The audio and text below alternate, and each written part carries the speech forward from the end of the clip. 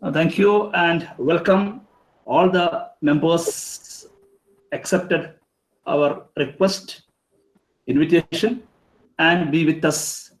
The first web talk organizing by Rajadhani Business School, Trivandrum, Kerala in this evening. I take this opportunity to extend thanks and gratitude to our partnering organization, that is Trivandrum Management Association, for extending all kind of professional expertise and support for organizing this webinar. This is a collaborative effort between Rajadhani Business School, Kerala, Trivandrum, and the Trivandrum Management Association, that is an affiliate of All India Management Association. At my outset, I extend sincere thanks as well as welcome to our resource person, Bian Li, the founder and CEO of the Hungary Lab, to take this session and enlighten all of us on a very emerging topic, which is largely debating right now. With these few words, I request Neha sir to present and to introduce our earnest resource person for the day, Ms. Bian Li, to the august audience. Sir, please. Good evening to all. I am Nahas Nohu, MC member, Trivandrum Management Association, and chair lecture program. And now I'm in Trivandrum Management Association office. That's why I'm in formal, not in my home. I'm so pleased to be here. Thank you for being here, this wonderful webinar. Today, TMA is very pleased to introduce Madam Bian Li, a very special guest and a special speaker from international arena. Madam Bian Li is a well-reputed global speaker, an entrepreneur, futurist, and a former investment banker at the intersection of finance, operations, technology, and social innovations. She has a rich experience, more than 50+ years, working with thousands of entrepreneurs, innovators, and change makers of all sizes across 30 countries. She is a founder of Hungary Lab, the Reschool for the Future, where she future-proofs and incubates the next generation of problem solvers from students, startups, and corporates by pioneering a global regenerative economy. The pitch of today's program, today she will be sharing the expert opinion on the global mindset in the imperative thinking, bigger, bolder, and bolder. So TMA request you to give your full attention to Madam Bian Li for the success of this important webinar. Bian Li is supremely a confident personality, living as an example for international women power and for multitasking. Madam Bian Li shared the stage with the global international leaders like the former US President Barack Obama and many prime ministers, Fortune of 500 CEOs, scientists, journalists, technologists, and students on the research to the cause. By building the regenerative human capital, she specializes in unlocking and unleashing the potential of individuals, firms, and organizations for greater innovation, collaboration, and impact to solve the critical global challenges related to the United Nations. In addition to that, she is a multiple-time TEDx speaker, appeared in the international magazine, and speaks frequently around the world, including United Nations, Asian Development Bank, AFAMA Global Leadership Forum, and Mama Sarah Obama Foundation, African Youth Entrepreneurship Foundation. Apart from the above, she is the board member of and advisor to many startups and social enterprises, like the member of Women in Blockchain and a mentor. She is also the chair of 100 initiatives, a private partnership firm organized by, along with MS Swaminathan and the MS Swaminathan Research Foundation. and leader of Green Revolution. And Madam Bian Li is known as a passionate advocate of changing the world through technology with humanity.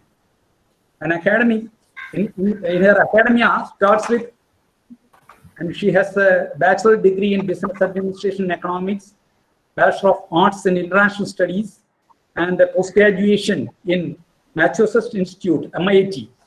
From the degree it's got from the Master of Engineering, MIT, from the Global Supply Chain Management and Logistics. Her work,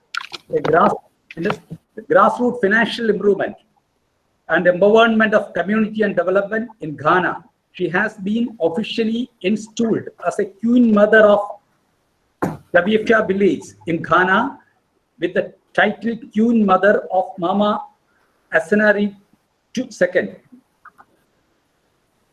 And on the top of it all, she's know the languages, many languages, the Chinese language, Mandarin Chinese, Spanish, and very good orator and speaker in English language. So please lend your ears and listen it 45 minutes. After that, we can go for the question and answer session in the chat box. Thank you very much. Please listen it carefully. Thank you very much. Thank you so much for that kind introduction, sir. Really appreciate it. And thank you so much to Rajadhani Business School and Trima for having me speak. I always enjoy talking about education, about global mindset, and especially to students. And I understand that we have a lot of students joining us today. So that's wonderful. And so I'm going to start sharing, but before I start sharing my slides, I just want to say that I want to make this very, conversational, very human. And so I don't want to bore you to death with statistics and all that. So I want to make this and I want to start by sharing a little bit more about my story. So I'm going to, let me see if I can start sharing my slides here. So I want to start off by sharing a little bit more about my background, because my journey has very much been about growing into a global mindset and how that has influenced the work that I choose. And I know that many students out there, when I talk to students around the world, they always ask me the same questions. How do you do what you do? And how do I get involved? And how do I start learning about it so I can have an international career? So I wanted to share some of that background first before we jump into some of the heavier stuff.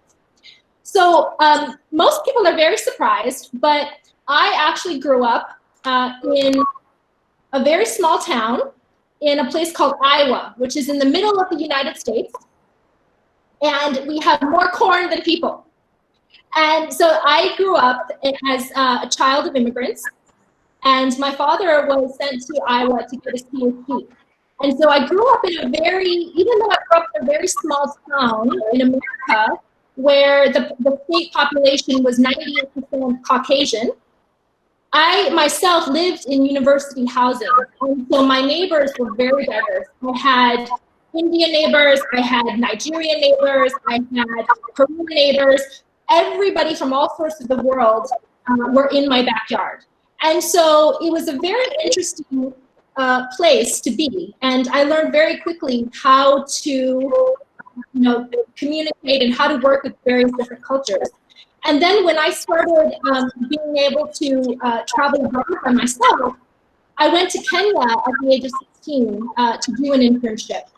And that was actually what set me off on this lifelong journey of travel, and started asking those questions very early on. And why is that very relevant to what we're doing today? It's because we need to have a global perspective to make sense of what's happening in the world. The future is only becoming more and more uncertain. Clearly this year in 2020, COVID has really changed our preparation for the future, and has made us rethink many things, from work to life to our supply chain, to how we adapt to learning, and all these other things. In addition, we've had many issues related to social issues in the US and other places, conflicts, and a lot of these things that bring more volatility than what we are accustomed to. Moreover, there's growing anxiety in the world about what's to come. Will our jobs be displaced through the automation? How will I be able to make a living when there's so much competition out there? Will I be able to get a job out of school? These are questions that students ask me from all around the world. And so we're in this critical time where we have so many global challenges facing us, and we have so many people wanting to do something about it, and we are at a cusp of change. The traditional systems of what has gotten here is not going to be the systems that take us forward, because they're the systems that have gotten us into trouble in the first place. And so this is a great time when there is crisis around the world. It's a great time for opportunity to help us develop a better future. And that's where that global mindset comes into play. And when I talk about global mindset, I don't mean that you need to travel to, so many different countries, that you need to do that. Yes, travel helps, and I'll talk about that in my presentation. But what is more important is the mindset, and that's the start of everything. We say in order to navigate the future, you need to have the right map. And MAP is an acronym. MAP stands for mindset, application, how do you apply your knowledge, and process, how do you go about implementing change and making your life, your livelihood, and your community better. And so let's look at this mindset piece. The mindset is critical and the most fundamental element in creating a future that is more open and that is bigger than what you thought your possibilities were. That mindset, let's start with the growth mindset. That growth mindset is critical. Now, Carol Dweck, a Stanford professor, wrote a seminal book about mindset. And it talks about growth versus fixed mindset and how these two mindsets from an early age can dictate and predict how we end up in life, how successful we are, how resilient we are, how adaptive we are. It's based on these two mindsets. So now, when we're all children, the typical thing for parents to do, especially Asian parents, is when a kid gets a good test score, you say, "Hey, you're very smart. You were smart, and therefore you got a good test." What studies have shown, and Carol Dweck in her book, and all the statistics have shown, is that when children are continuously reinforced with compliments that attribute their success to their personality or to their inherent condition of what they were born with. You're born smart, therefore you did well. These children ended up in adulthood with something called a fixed mindset. Now, a fixed mindset means that you are less adaptable and less accepting of change. That's why you see many students who have been told they're smart their whole life, but then get into adulthood, whether it's university or the workplace, and they make a mistake or they're not successful. They can't handle it because it directly relates to their personality. Now, great, I can see the PowerPoint now. Great. And so that is in contrast to what we call a growth mindset. A growth mindset is all about building resiliency in children so they become resilient adults. And the biggest skill set in the future is resiliency and being able to overcome challenges, being able to embrace ambiguity, and being able to adapt to whatever life throws at you, because it's only going to become more and more uncertain. Now, they found that children who developed a growth mindset into adults with growth mindsets were consistently rewarded for the behavior with compliments not on how smart they were, but compliments on how hard they worked and how they were able to learn from failure and adapt and grow. And so that is something that is very, very important to understand. the growth versus fixed mindset. Now, the growth mindset is intrinsically what a global mindset is. You can't be expected to go out and embrace different cultures, to work in different places, and to do all of that without a growth mindset. Because being global and working across different cultures, working across different fields, industries, that requires you to learn and be open to learning and be open to failures and be open to iterating. And so that's the fundamental thing that we want to do. So Professor, if you can go to slide 6. So just a little bit more about my story. You know, obviously, I've been blessed with so many opportunities to work around the world and study around the world. MIT is one example. If you want to go to the next slide.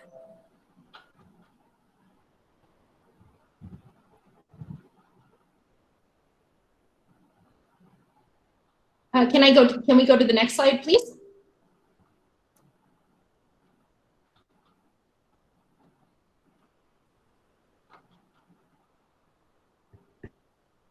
Bian, hello? Yes. Okay, great. And so the growth mindset is really important when you're thinking about how to solve world problems. Because in order to solve world problems with world leaders, and so I've had a fortunate, there's just some pictures of world leaders that I've been able to work with. You need to be able to understand their perspective. You need to be able to understand socio-cultural, economic, you know, all of these different perspectives that their country is going through that might be different from yours. But you need to be able to have empathy. You need to be able to understand from their perspective and think of it as a systems level, to go from competition thinking to collaboration thinking. And that's what essentially is at the core of growth mindset, of global mindset. You want to go to the next slide?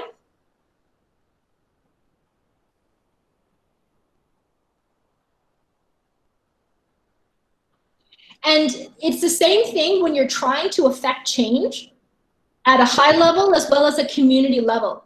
To be able to work across the board and to be able to work with so many different types of people, from, you know, celebrities to sports figures and to all of that. And so those are some of the skills that I've had to incorporate in a lot of the work that I've been doing. Okay, next screen. And if we can put it on full screen, that'd be great too.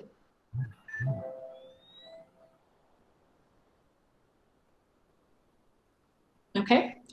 And in addition, understanding and being able to be empowered, even though your gender, you know, or whatever, is very much, you know, a factor. And so not letting yourself be held back by perceptions that are outdated. And this has led to us being able to really mobilize the Hungry Lab around the world. And we have programs in which we're able to empower individuals wherever they are, from Mumbai to Los Angeles and Singapore. This is one of our Startups to Save the World programs, where we're working on UN Sustainable Development Goals and working with startups and creating awareness on how emerging technology solution can be applied towards impact and towards social innovation and solving critical social problems. Next slide.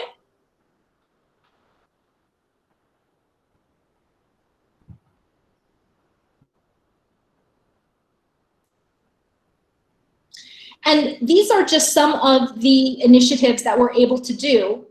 And when you're working with folks like various agencies of the United Nations, you need to be able to speak many different languages. And when I say languages, I don't just mean, you know, Spanish or Russian. I mean the ability to speak different types of cultures and different types of industries. Speaking finance, speaking NGO, speaking all of these different things, to be able to get people to come together, break down the silos, and be able to solve problems together and help people think bigger. A lot of these problems cannot be solved with the traditional way of siloed thinking, where academics only work with academics, business people only work with business people. That's no longer sustainable for all the challenges that we're facing. And so it's very important as part of this growth mindset, the global mindset, is to be able to communicate with different groups and being able to turn problems into solutions and to create these win-win-win situations. Okay, next slide, please.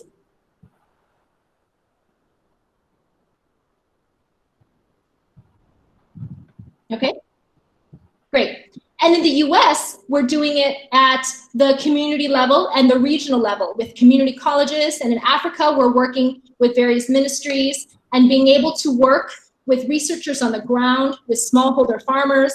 And that is at the crux of the global mindset. It's not just traveling, it's not just working with one group of people, it's being able to cross the entire spectrum and being able to adapt. And those are the skills in the future. Next slide, please.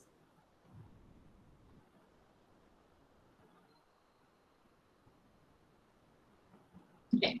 And in India, we've been so fortunate to be able to work across the country, especially in South India. This is the picture of MS Swaminathan with working with smallholder agricultural entrepreneurs to various universities and colleges. And that is at the, this is why I love what I do, is to be able to empower and inspire the next generation most of all. So next, please.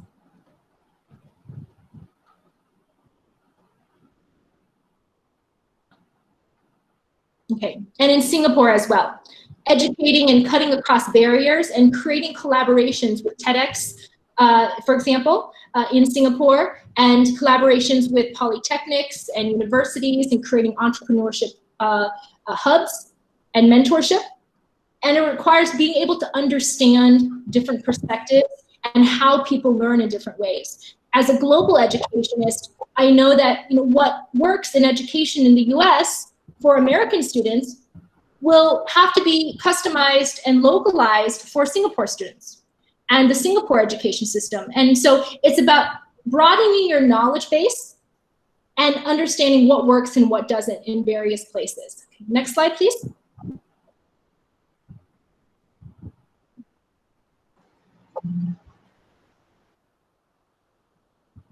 Okay. And so that's at the crux of everything.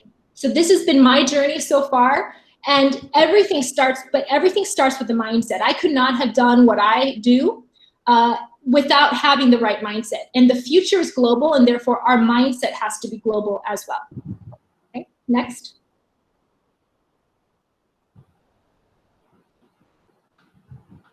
Okay. Now let's look at this. How does this actually apply on a global level? Let's look at the top 10 most innovative economies. Okay, what do they all have in common?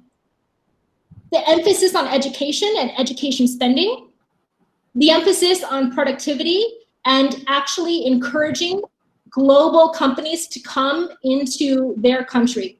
And for example, Ireland has been great at attracting international companies, especially startups, innovators, and by establishing a base there, a lot of tax breaks, a lot of great incubating environments to allow international businesses to thrive.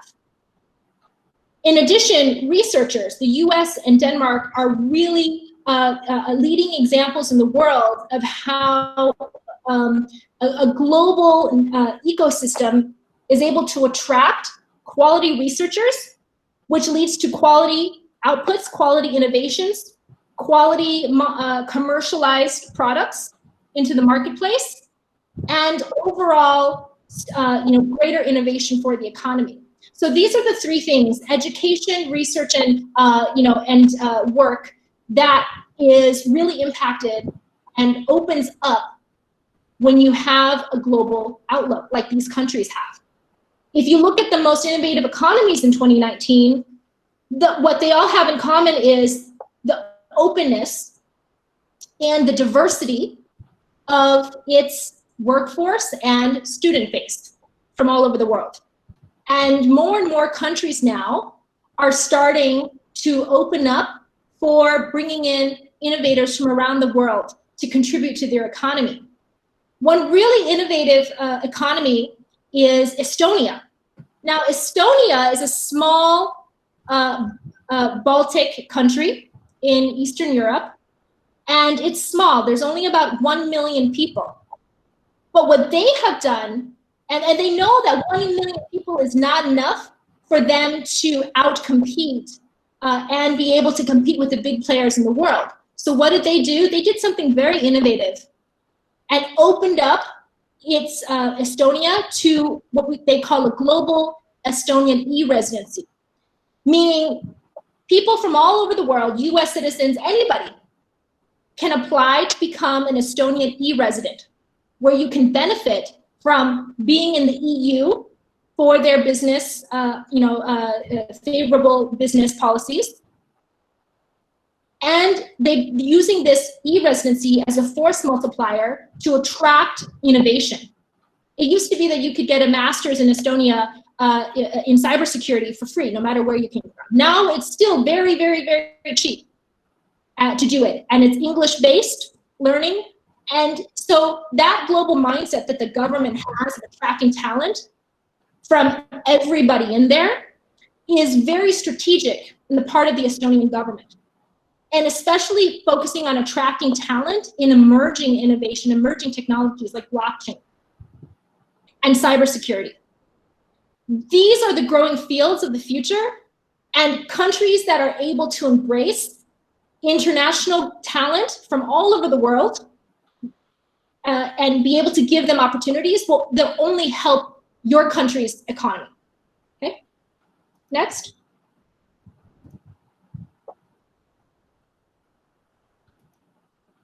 Okay, now, how does this relate to education, right? It requires an early start to instill this type of mindset and this framework, because children grow up to be future leaders, children grow up to be future politicians, children grow up to be future business leaders and the workforce.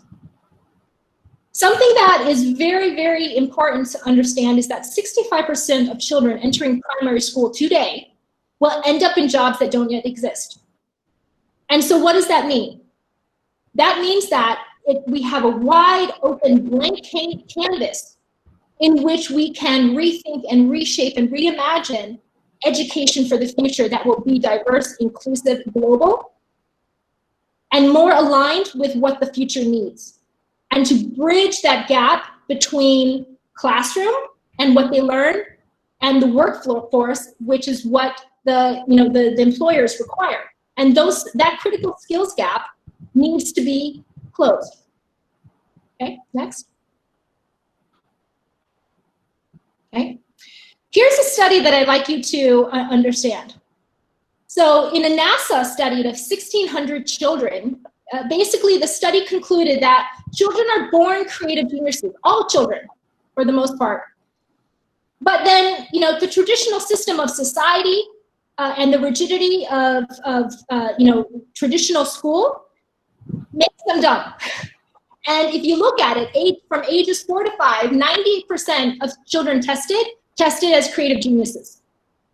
As they get older, that percentage drops to adults. Only 2% of those 1,600 children, when they grew up into adults, only 2% of them tested as creative geniuses. So what does this mean for our future workforce when we need more creativity, more creative solutions, because we're going to have more problems?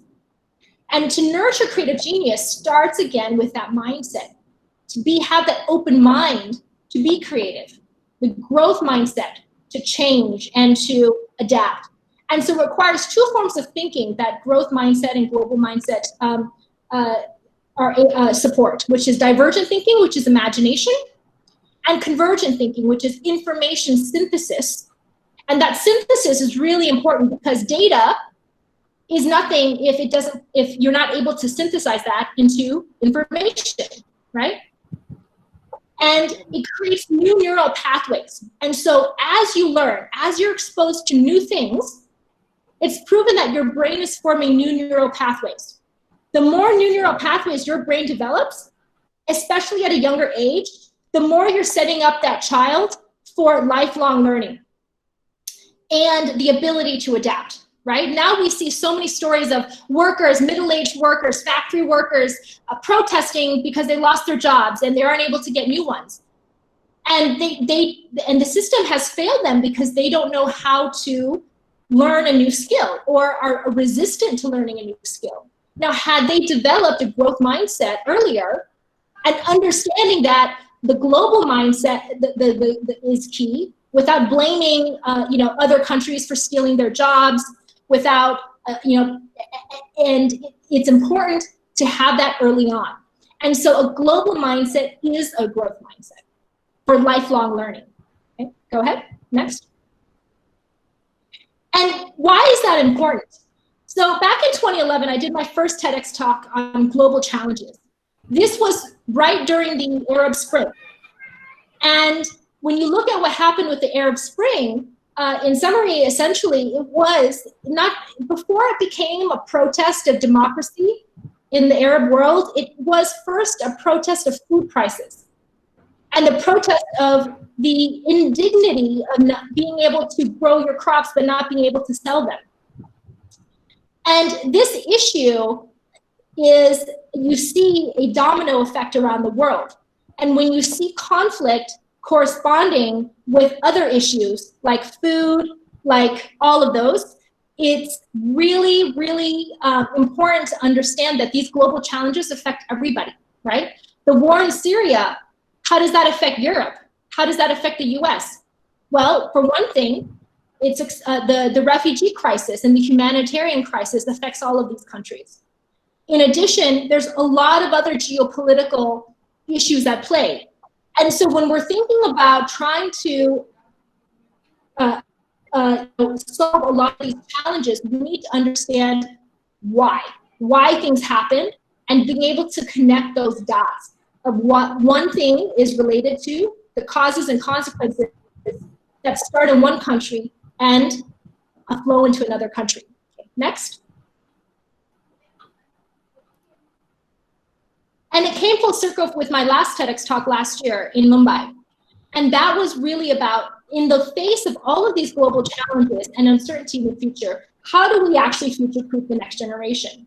And that's where the global mindset is critical for changing the way we have been thinking about our problems. Okay, next.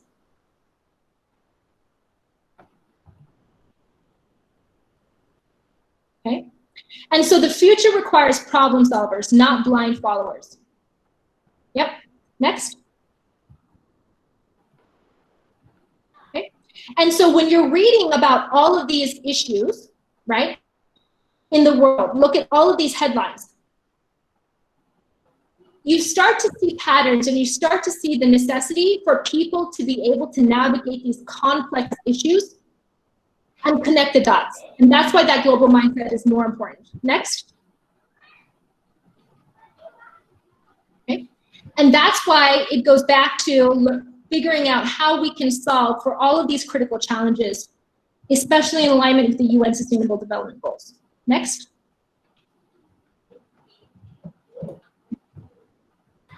And this is an Einstein quote about it's important to not stop questioning.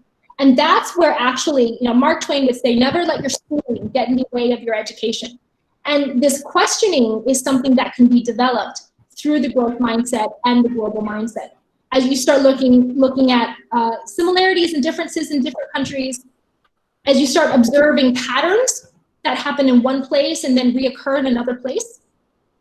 And the power of observation is strengthened and heightened. And these are only going to help you in adapting to the future and learning these critical skills. And it starts with not accepting the status quo and not stop questioning. Okay, next.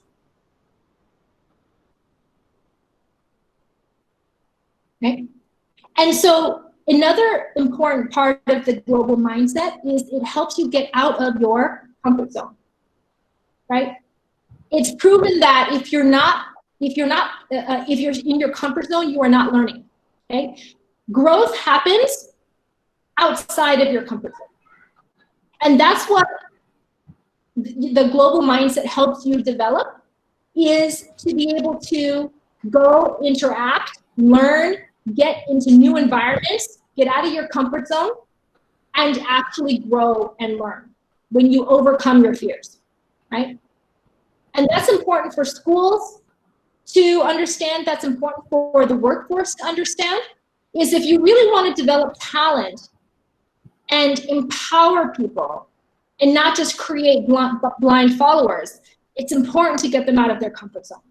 And it starts with mindset, because you can't be open to getting out of your comfort zone if you don't have an open mindset.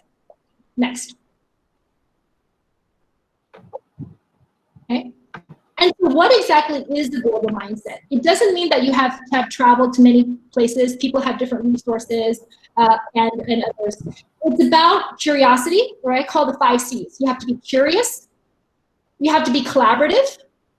You have to be accepting of change and happy for change. You have to be connected and understand that everything is connected. And you have to be current and read up on the news and understand what's going on in the world. Even though you might think it doesn't affect you or it's not happening where you live, these are all the interconnected components of what consists of a global mindset that employers of the future are looking for. And as we go, as the workplace changes, it's going to be focused more on not what people do and what they learn, but how they learn. And in order to be able to become a lifelong learner and adapt in the workplace, you're going to need to show curiosity, collaboration, acceptance of change, understanding of connectivity, and understanding current issues, especially as how it applies to the company and how the company can innovate. Next.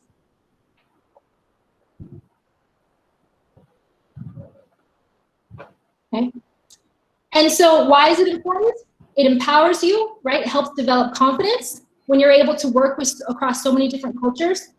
It helps you increase your network, and it helps you gain a broader perspective.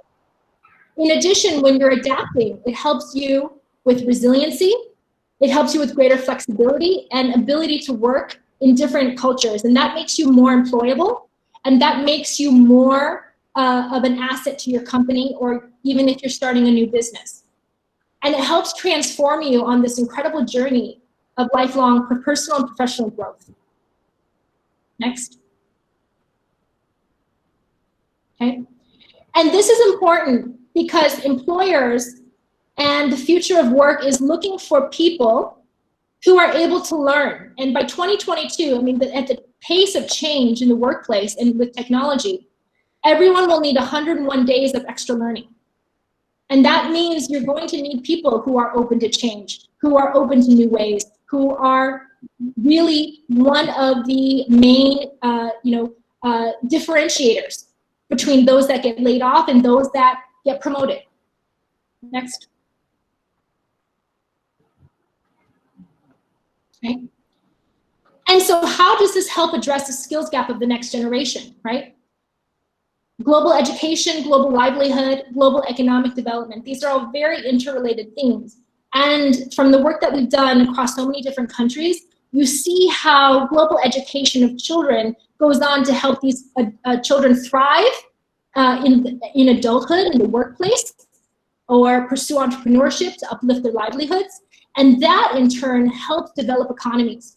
And you can see the difference between economies in countries that are forward-thinking with forward-thinking leaders versus economies in countries that don't have forward-looking leaders, right?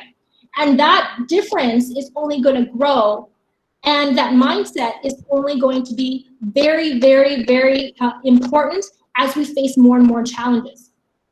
Challenges are growing like this in the world.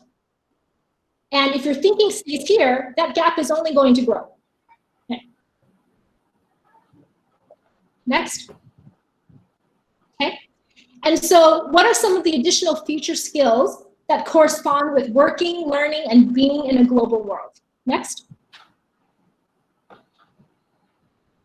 Okay. And this is what I talked about earlier. Develop a global mindset, you need a map. And MAP is an acronym. We like to create acronyms to help people remember, right? You need the right mindset, right? The asking questions, the growth mindset, curiosity, thinking about how do I solve a problem rather than this is hard. To thinking, okay, How can I do this differently? How can I, think about it from a different perspective? How can I solve this problem? To applying it, right? What you learn just by learning, it doesn't mean anything if you don't apply what you learn.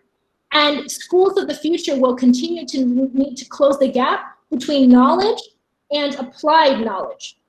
And you apply it on the ground in the field by meeting in different cultures and people, appreciating diversity, and trying new things to overcome your fears and actually grow because you're out of your comfort zone.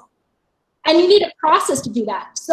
I get questions from so many students and teachers around the world asking, I know I need to be global, I know I need to have a growth mindset, but I actually don't know how to do it, right? And that's important first. And so it's about the how, and so the process is very important, right? I always say the most dangerous words in the English language, especially in the workplace, it's always been done this way. Very dangerous words, because that already limits your thinking, and that limits you to, just because it's been done this way, it always has to be this way. That's what stalls innovation, right? And that's what ruins creativity.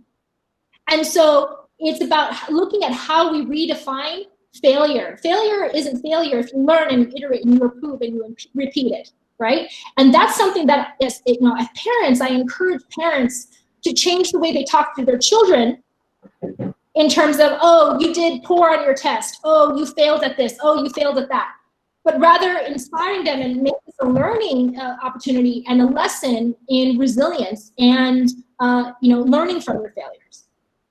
And the process requires breaking down complexity into the smaller parts. We get as we're working with universities and schools around the world, what we learn consistently, even in corporates, in the workplace, one consistent thing was, it's so complicated. It's so complex. My mind can't wrap all of these different systems and the global stuff here and there. It's too much. What we say is, it doesn't have to be so hard. Shift your framework of how you view it from something that's very complex, this huge big thing, into smaller parts, right? And then that is actually going to help you and train your brain in a new way of thinking. And remember, as you're training your brain in a new way of thinking, you're developing new neural pathways. And these new neural pathways are going to make you much more quicker to adapt and much better at working with your colleagues in changing situations, and much more able to be creative. Okay. Next, please. Okay. Now, 21st century youth need 21st century skills. And these are really critical. And we can break them down into 3 categories: learning skills, literacy skills, and life skills. And all of these are empowered by a growth global mindset. And this is something that is really important, because asking questions develops critical thinking. Observing things develops pattern recognition. Learning about systems allows you to figure out how to solve a problem that benefits everybody in the system, not just your immediate vision, right?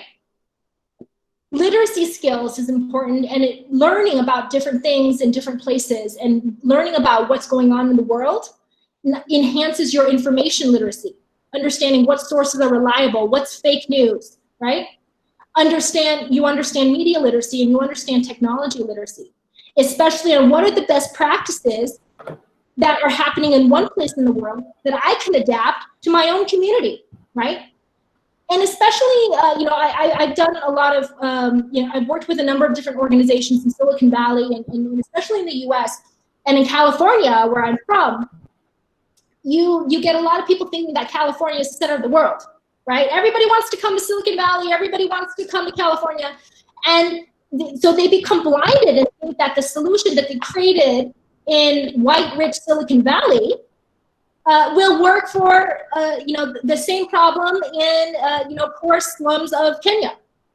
And it doesn't, right? And so for us to be able to adapt a best practice solution and localize it requires talking and understanding and working with others. in the past, you had a lot of internet. When I worked in Africa, and I witnessed firsthand the consequences of having a very dangerous, narrow mindset when it comes to working in international development. There was just an example.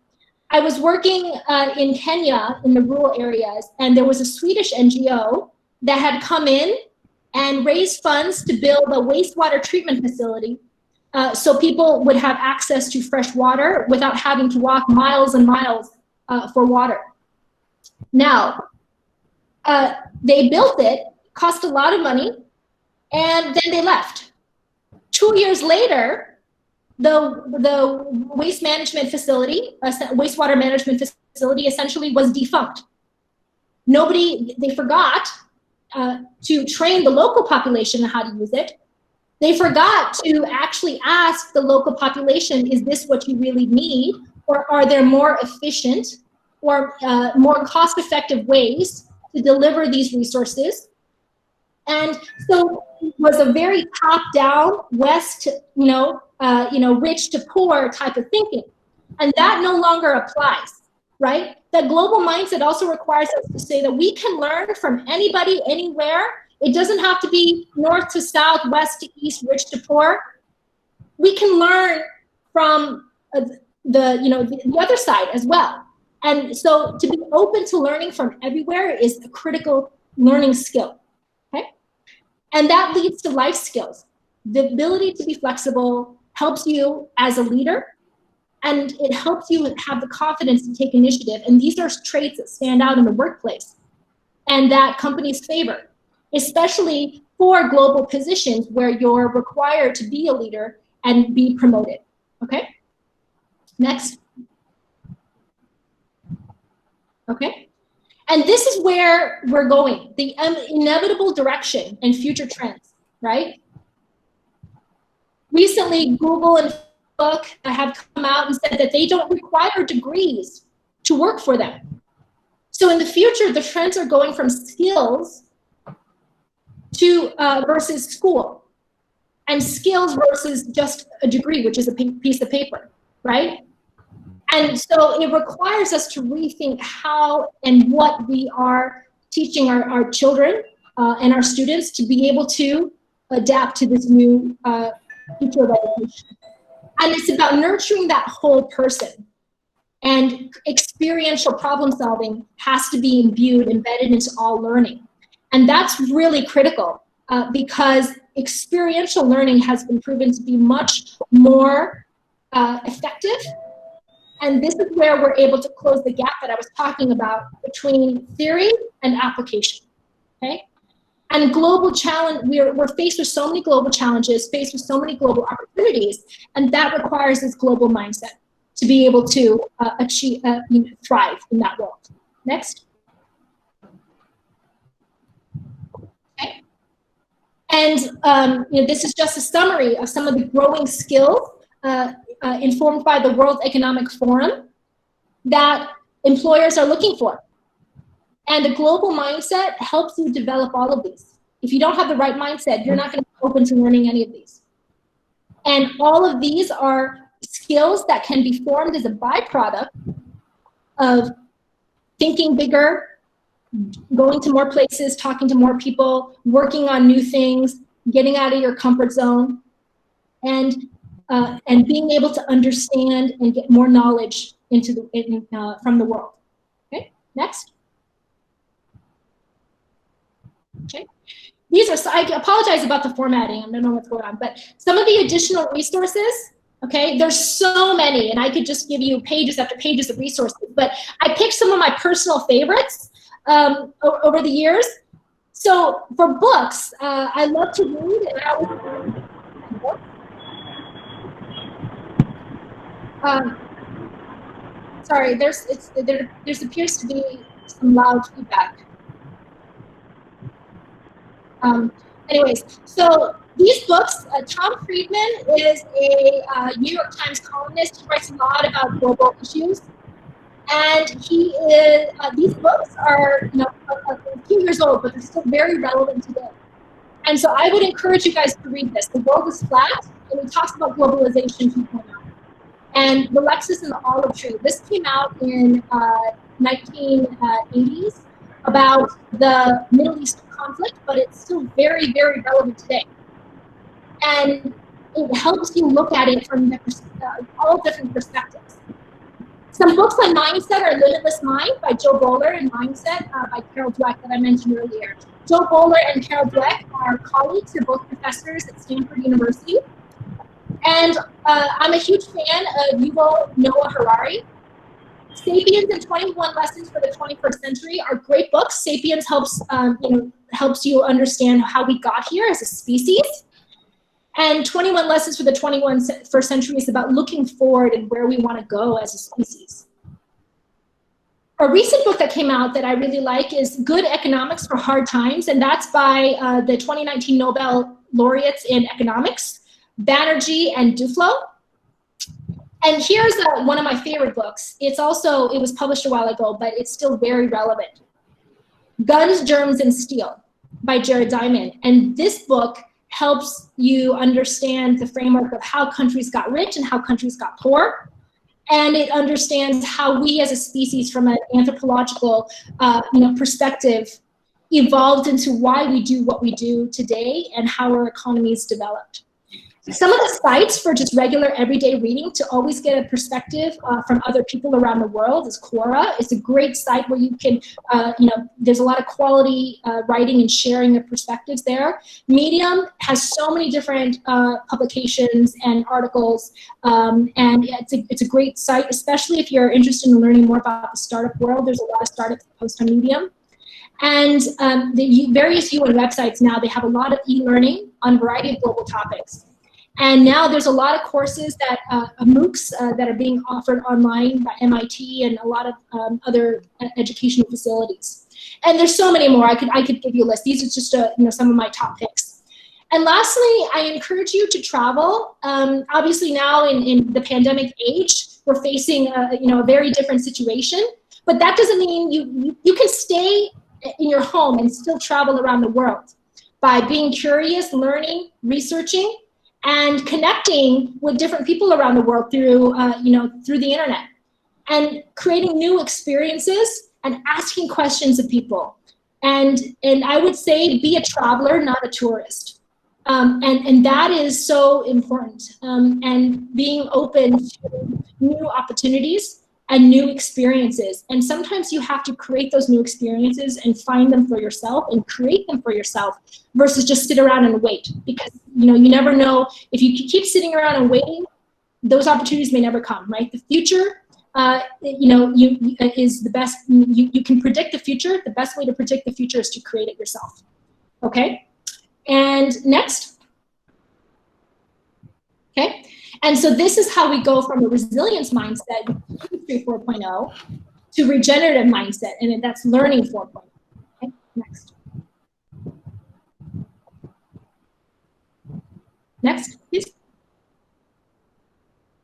Okay, and having that growth mindset, having that global mindset, improves our understanding of ourselves, of others, even others who may have diametrically opposed beliefs and worldviews, and that improves our humanity because we will not be able to solve the challenges of the future just with technology. It's going to require a human understanding beyond the capabilities of AI, and technology and humanity is what's actually going to be Industry 4.0, the fourth industrial revolution. Next. Okay. And so in summary, the future of education starts with changing how we learn, unlearn, and relearn. And that starts with a growth mindset, which leads to a global mindset, which sets you up for a successful future. Next.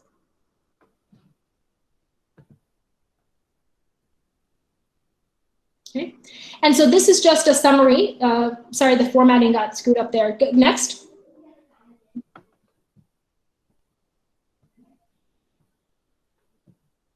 Okay, sorry, next.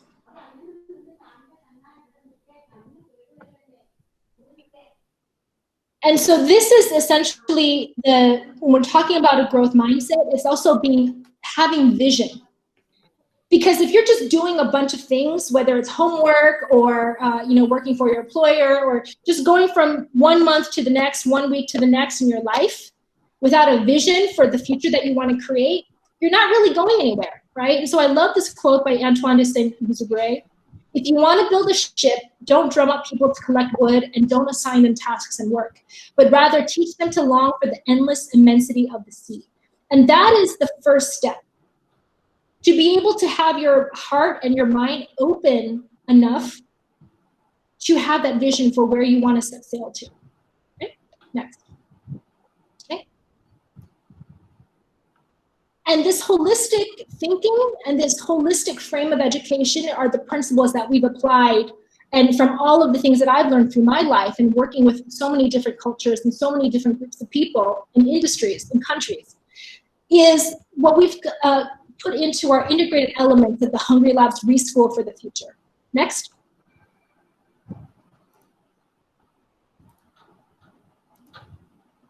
And it starts with preparing people for the future of work by helping them discover their passion, potential, purpose, profit, pathway, and pipeline, along with the mental wellness, the emotional intelligence, and the mindset needed to thrive in the future, along with empowering people to unleash their voice and learn communication skills and learn thought leadership skills, interviewing skills, networking skills, all of these speaking skills that are needed to thrive in the future workplace, as well as the hard skills like technology skills, AI, blockchain, to the soft skills like communications, to the self skills, including mindset and awareness. And these are only going to help you as you look for a job, start a business, and attract investment and grow in terms of strategic partnerships around the world. Okay?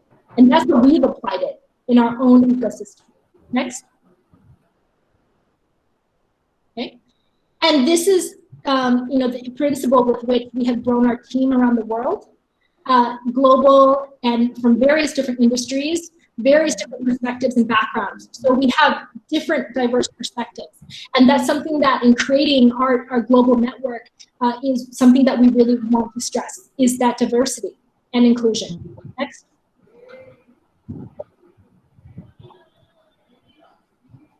Right. And so these are some examples of our partners, collaborations, and clients.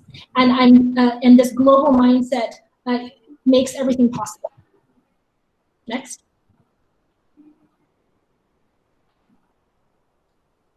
And that global mindset has helped our team. They come from so many different walks of life, different organizations. Next. Okay. And so as I conclude, I want you guys to start with opening and clearing your mind and forgetting that, forgetting the words, it's always been done this way. Those words don't exist, right? As you go into your own future and you think about what you want to create for yourself, what problems you want to solve, how you want to make the world a better place for yourself, your family, your community, society as a whole, it starts with having the right mindset that will get you there. And they're saying, the lifelong journey starts with a single step.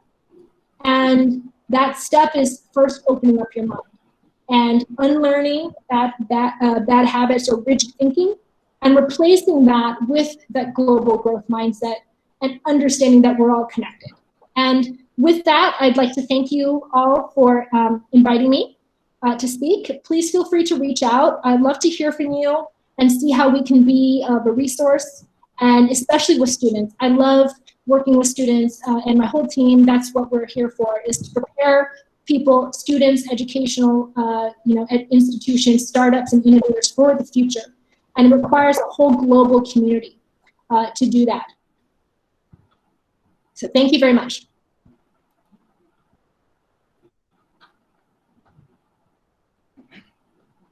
Thank you, Bian. Madam, thank you very much for your thought-provoking discussion as well as deliberation.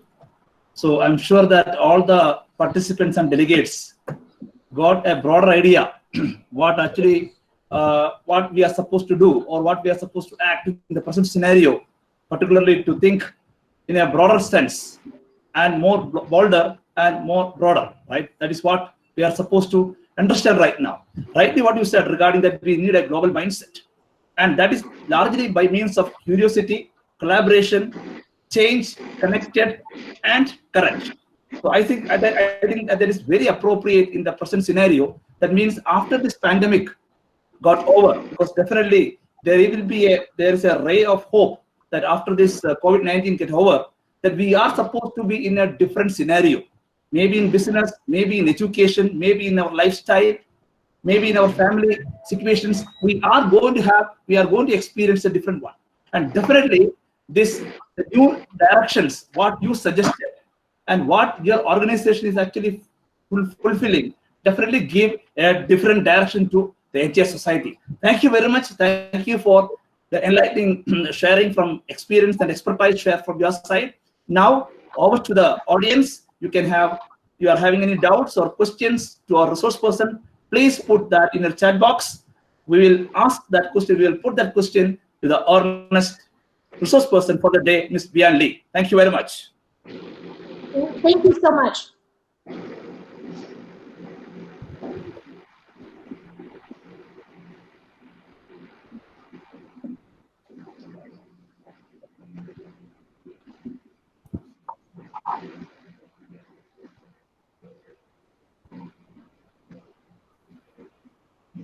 We are getting some comments right now.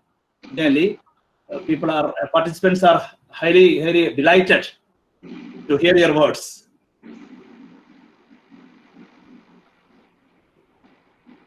Yeah, I'm reading the comments, and thank you so much for your kind words. I really appreciate it. Ma'am, there's a question. There's a question by Vinod Kumar. He would like to get the details of, you would like to please explain the MAP program. What is that MAP, M-A-P? Yeah, MAP is an acronym. It stands, so how do you develop a mindset, global mindset? You need a map, right, to navigate the future. We all need a map. And MAP is an acronym. It stands for mindset. What kind of mindset do you have to have, and how do you get it? A stands for application. How do you apply the mindset and apply your knowledge to the real life scenarios in your whole life? And P is the process, the how, and how do you go about it, the methodology and the approach, because that's how you connect what you learn with how to actually do it in the field, and how to learn and do it in real life. And that's a gap that we're trying to fix and solve between what's learned in the classroom and what they're able to apply in the real world. So that slide, we'll share the slides afterwards, so you will have that on video.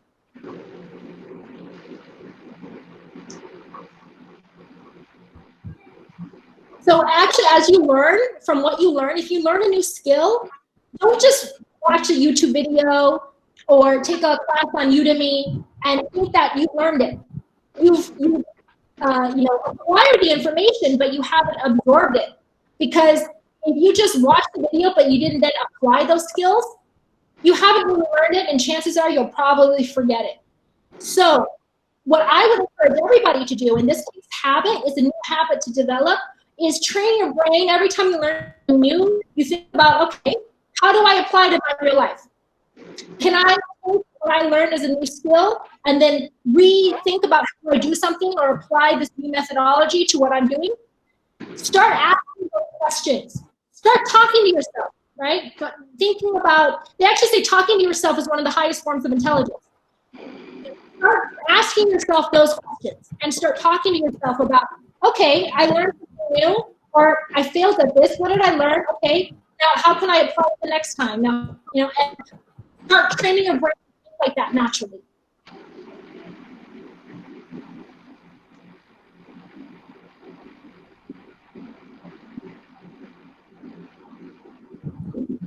Next question is by Rao. Mr. Rao is asking about the 6 P's concept is implementable in education.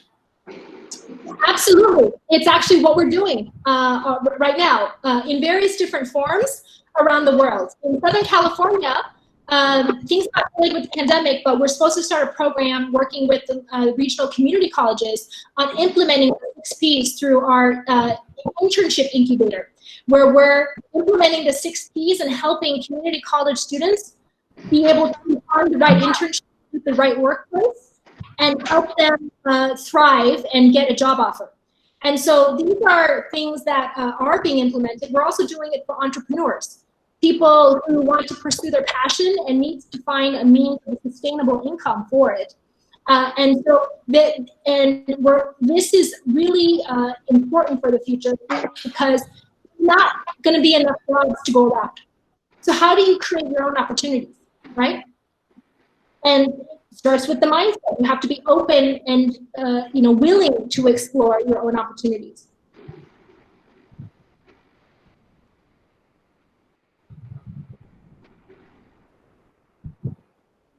Anything else? Yeah.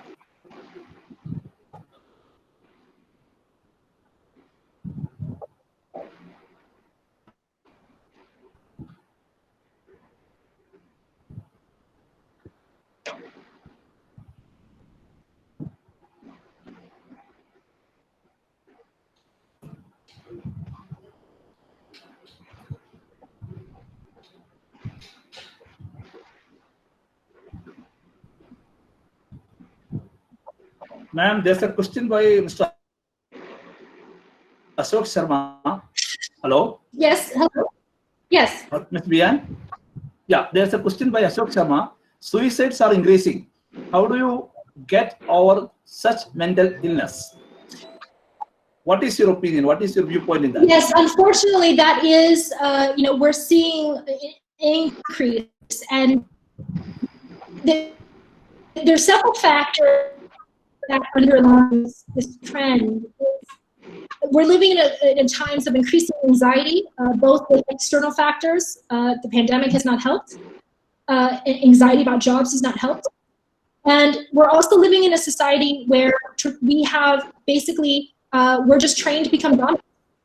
And I say, and so when we are depressed, that means that our soul has been repressed. That means we don't know who we are, where we're going, what reason there is to live.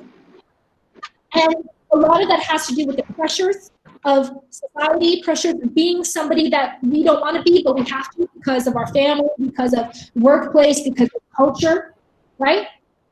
And the future, as we're seeing, is allowing more and more freedom for people to break free from those restraints of the past and be able to shine into who they are. And when you are aligned, head, heart, gut, and soul with who you are, then you won't be depressed. This is all from our physical, emotional, spiritual alignment. And so that is critical when you're looking at your purpose for being. If you have a reason, a purpose for being, and in Japanese it's called ikigai, and ikigai is the name of our one of our incubators. It's helping individuals unleash their ikigai, their reason for being. And if you can combine that with what you're good at, what you love to do, what the world needs, and how you can make a living, then that helps elevate your purpose and gives you a drive and the will to succeed and be better every day. And so for people who are depressed, it's very challenging, and we have to reduce the stigma of talking about mental illness and talking about mental health, right? We go to the gym to work on our body. We talk about our physical ailments all the time. That's not an issue. Our brains and our minds are part of our body. It's an intrinsic part. It's what drives our body. If our mind is not healthy, our body cannot be healthy. And so we need to break down the stigma of talking about mental health. And if we talk about it more, we share about it more, we're able to have more empathy, then that helps us help allow people who need help to seek help. Too many people are afraid to seek help. And so that's why, actually, that's one of the reasons why we created a program in the Hungry Lab called the Healing Lab, because we were working with so many stressed out entrepreneurs, stressed out executives, and people who were under so much pressure that they were feeling mentally beat down and they didn't know how to manage that. And it was turning, it was showing in their physical symptoms and their ability to go through their daily life. And so we created Healing Lab as a way to help create an additional resource for mental wellness. And mental wellness is just one component of your whole wellness. And we need to be whole, W-H-O-L-E, we need to be whole in order to be fully healthy and well.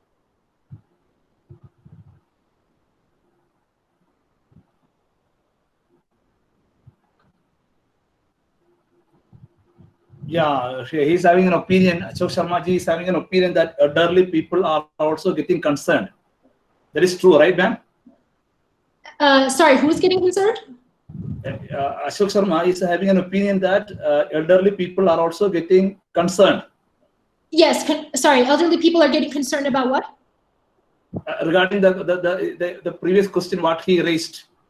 Mm-hmm. He was saying that, yeah. Yeah, it's affecting all parts of he's saying that the suicides are increasing. So that was the question. And because of the mental illness, that is actually increasing in all sectors of the society. Yes, all sectors, especially elderly, because elderly people can be lonely, right? And human beings are social creatures. And so, and it's proven that when we're, socialized amongst loved ones, our rates of satisfaction and happiness go up. But when we're lonely and we're deprived of human touch and contact, especially elderly people who maybe don't have the digital savvy to go online or to connect with people on the internet, they need more of that human interaction, that live human interaction. And so I think it's also important to look at programs that are trying to change how we include elderly people in society. So there's there's a country that actually is pioneering a program where they're they're allowing elderly people to connect with youth as sort of elderly youth adopts the elderly looks after the youth, and so it's a win-win situation, right? The youth get childcare and the elderly get companionship, and they both learn from each other. And so these are the types of, we need to think about how we can be more inclusive with all segments of the population. Yeah. Ma'am, there is another question by Mr. Rajmohan. In the fifth slide of yours, you highlighted, in the fifth slide of yours, you have highlighted Vasudhaiva Kudumbakam and code switching, how it is linked. Yeah, so that's Sanskrit for, we're all one, the world is one, right? We're all one family. And that's essentially the spirit with how I was raised and how I was very lucky to be raised. I tell people I'm very blessed. There's 5 people that I'm fortunate to call mom in one way or the other. And they're all from different cultures. And I've been adopted by 3 Indian families, so I'm very lucky. And that means I eat very well. And I have 2 African mothers, and so it's about the world is it really is one. There are more similarities than there are differences, and when we can peel back the masks of differences, we see that it's pretty much the same everywhere. And once you understand that, then you can increase your ability to get along with other people, to have more empathy, and to be able to be concerned about something that is happening to someone in another place in the world. Too often we become complacent. We think, oh, it's happening over there. I don't need to care because it doesn't affect me. Well, actually, if you think from a bigger place, it actually, it does affect you. Yeah. Ma'am, there's one question. Hello. Yeah, there is another question by Francis Joseph. He's asking, can we train elderly people who are killing innovation in youth? Here's the yeah. Okay, so here's the thing. From my experience, you can't train people who don't want to be trained, right? You can't help people who don't want to be helped. But if there are ways in which you can open people's minds and start planting the seed and getting people who are interested. Not all elderly people are closed-minded.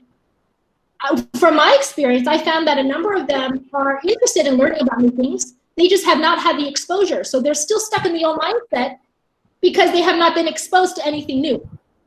The first thing is to get, opening and broadening the perspective, allowing them to see success stories in other places, right? We get asked a lot of questions from young people who are so scared to tell their parents or their grandparents that they want to pursue a track or a field of study that the parents didn't want. Their parents wanted them to become a doctor. They wanted to pursue music. Their parents wanted them to become an engineer. They wanted to, do something else, start their own business. So it is important for communication to take place. It's important for the elderly to see success stories of new ways of doing things, new ways of thinking, and to show them and broaden their exposure. And so you can't change anybody overnight, whether you're old or young. But you can start by increasing their exposure to different things and understanding where they come from. The first part of it is not going like this, you against me, but it's about understanding how did that elderly person develop that thinking, develop that worldview, and how can I relate to them so that we're solving this problem together instead of me against them, because then the elderly person will become defensive. They'll say, you're just a young person, what do you know, right? We hear that a lot. And so we have to think about how we actually approach the situation with them and how we can improve our communication. Yeah, the next question forwarded by Dr. Uma Gulati from Delhi. She's asking a question that how we can handle the anxiety and fear among students prevailing in such COVID situation. So there's a variety of elements. The very important thing is to develop good daily habits that are very simple, because if it's too hard or too complicated, people get lazy and they don't want to do it, right? Or they get overwhelmed, they get intimidated and they don't want to do it. When we want to establish better habits, we need to start small and simple. And some simple things that we found works is what we call the ABCs. Okay, and ABCs are essentially, A is being aware. I acknowledge and am aware of my anxiety right now, my emotions, and okay, I'm not going to repress it because feelings are natural. And so by acknowledging it, you take away the power of negativity and the stigma of it. By becoming aware of it, you can't solve a problem if you're not aware of the problem, right? So by becoming aware of it, you're empowering yourself to take control, right? Then B is for breathe, and it's important because I do pranayama every day, and it's an important thing to increase your oxygen to your brain, so you're not in fight or flight mode. And breathe is so essential, and actually the vast majority of people don't know how to breathe correctly. It's something that we think is so simple from the time we're born, but most of us don't know how to breathe properly. And the breathing is really important to be able to help create your calm and to be able to help increase oxygen to your brain and get you out of fight or flight so you can make better decisions.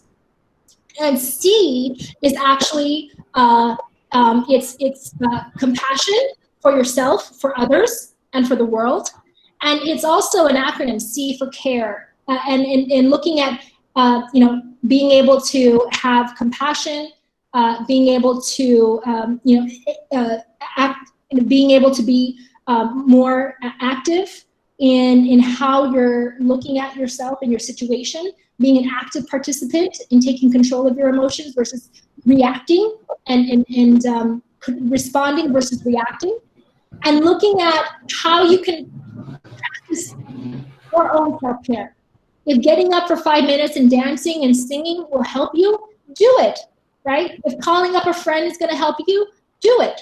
It's all about figuring out what works for you and being able to implement it, even if it's just little by little, simple things every day. And that's what we've seen helps students manage their own emotions on a daily basis. And then there are other, longer term programs for more serious issues, but it's so common and normal for everybody to experience bouts of anxiety throughout the day, bouts of stress. And so it's being able to be aware of that, what happened to you at that time, being able to empower yourself, control of it, and coming out of it in a way that is healthy. And so these are just some of those things to practice every day until it becomes a second nature and it becomes a habit.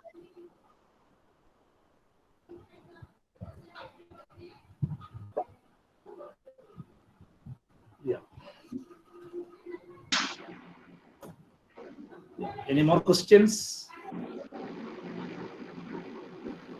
Okay, so that will do it. Ma'am, Bian Li, actually participants are asking, they are requesting to share your PPT. Is it, can we share that? Yes, I don't know, I think when the file got transferred, some formatting issues took place. So let me fix the formatting issues. And then once that happens, I'll share with you. I'll send you the link where people can download it. Yeah, that is there with me right now, that you already shared with me. I downloaded it in my desktop. So if you permit, then I can share, because all the email IDs are with me. So we can share that if you permit. Yes, just let me fix some of the formatting issues. Okay, fine. Thank you so much. Okay, we will so do that. We'll do after. Formatting issues have been fixed. Yes. Fine. Yeah.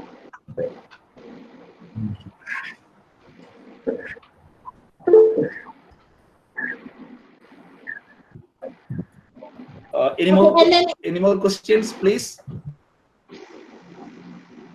I'm writing a link in the chat for everyone to sign up at our website for additional free resources and for invitations to our upcoming webinars and other things. If you're interested in learning more and joining our global community. So I just wrote the link there that you can join and sign up. And then once you sign up, then you're part of our global community, and we'll can connect with you there.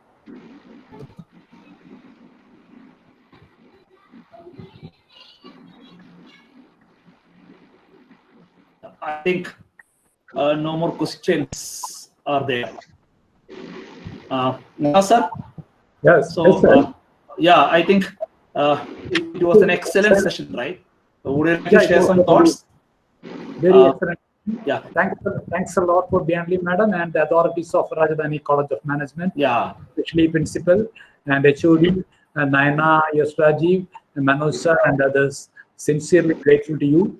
And one more point. You already narrated about Trivandrum Management Association. One more point I have to add. One is All India Management Association, Delhi. It's an Apex Management Council of management functions and all. It is our director generally is appointed by the government, and the elected members are the consultant of government sector. That also we want to point it out. Another thing, Trivandrum Management Association is a premier management association that you already told, and it is established in 1985. And we have around 6 student chapters in Trivandrum district and Kanyakumari districts. And we are planning to do more programs with the Rajadhani College of Management. Sincerely, your side is appreciated from your side, sir. More programs. Thank you very much, Rajadhani College of Management. Sure, sir. Thank you so much. Our principal, sir, is there, sir. Ravindra, sir. Sir, you're here? Sir is here. Yeah. Yeah, sir. Sir, could you please share a few words before? Yeah. Good evening. I first of all thank the Rajadhani Business School and the Trivandrum Management Association for organizing such a wonderful talk by a world-leading expert, Ms. Bian Li. And we are sure that you will arrange more such programs in the future on relevant topics. So we have to fight the COVID pandemic on a universal global level. So I think such talks are really interesting to the student community. So I once again congratulate the organizers, all the team members at TMA and at RBS. Thank you. Thank you for your lighting words. Now, sir, we can wind up. Yes, sir. Yeah. Right. So I formally request my colleague and the convener of the program, Ms. Naina Rajiv, to share a few words of thanks and gratitude to our resource person, Bian Li, and the collaborating organization, Trivandrum Management Association, and all the earnest participants. Over to Naina, please. Good evening, all. It's a great privilege for me to express warm and sincere gratitude on behalf of Rajadhani Business School and all of us here today. First of all, I would like to thank the resource person and speaker of the day, Ms. Bian Li, for a highly entertaining and engaging session. You have provided a number of ideas for our participants to think and try. It was really awe-inspiring, ma'am. The success of this web talk depends on the efforts of many people. I would like to thank our co-partner, Trivandrum Management Association, whose enthusiasm and support have allowed so many of us to come together in this groundbreaking exchange of views and perspectives. Now, I would like to express my deep sense of gratitude to our respected principal, Dr. K.C. Ravindranathan, for his continuous support and guidance. I would also like to thank our director, Dr. Manoj A.S., for his guidances. I'm grateful to our head of the department, Dr. Rajesh S. Paingavel, who have shared valuable insights and guidance throughout that have shaped the thinking and execution of this web talk.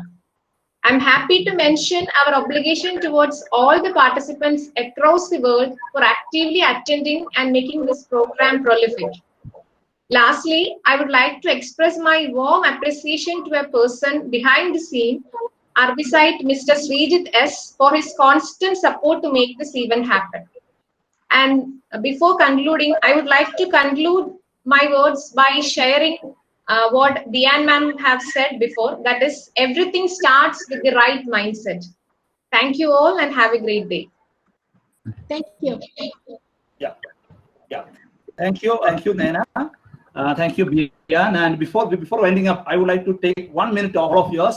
This program will not happen without the wholehearted support and the contribution of one person, that is Mr. I Mukesh. Take this opportunity to express my full thanks and delighted words of thankness to Mukesh for supporting us, for supporting Rajadhani Business School, for getting an excellent resource person, for extending all kinds of support to getting you into this scenario. Sir, it is wonderful, the job actually done by Mukesh. I salute him for his continued support and hope that definitely more support will be there. And definitely for our resource person for the day, Ms. Bian, for her excellent speech as well as deliberations. Thank you. Once again, this is Dr. Rajesh S. Paingavel, the host for the day, Professor and HOD, Rajadhani Business School, in collaboration with Trivandrum Management Association, signing out from the program. Thank you very much. Thank you all. Good night. Good night. Thank you.